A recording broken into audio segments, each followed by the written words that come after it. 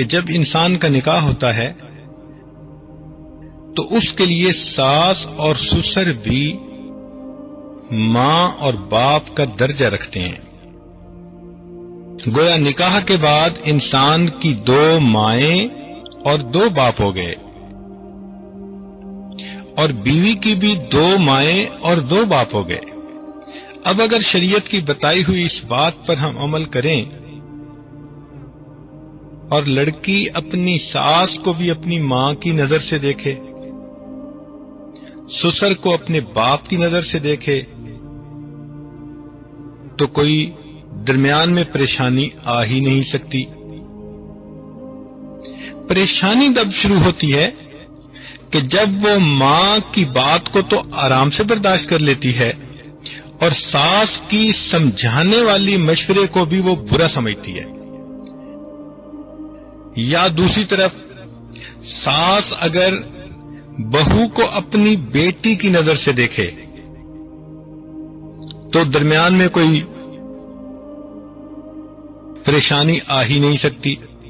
پریشانی شروع اسی طرح ہوتی ہے کہ بہو چھوٹی سی غلطی کرے تو ساس اس کو دوسروں کو بتاتی پھرتی ہے، اور اس کی اپنی بیٹی اس سے 10 گنا زیادہ بڑی غلطی کر لے تو ماں اس کو چھپاتی پھرتی ہے۔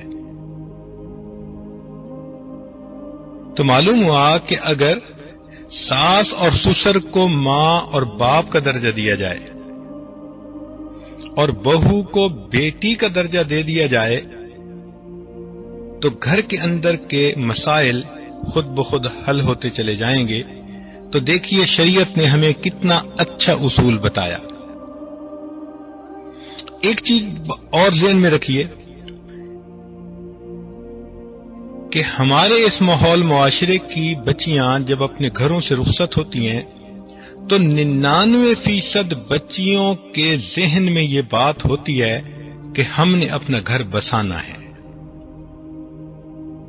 اب یہ خامن پر منحصر ہے، اگر وہ ان کے ساتھ حسن سلوک کا معاملہ کر لے تو گھر آباد ہو جاتا ہے، اور اگر وہ لڑکی کو مس ہینڈل کر لے تو گھر برباد ہو جاتا ہے۔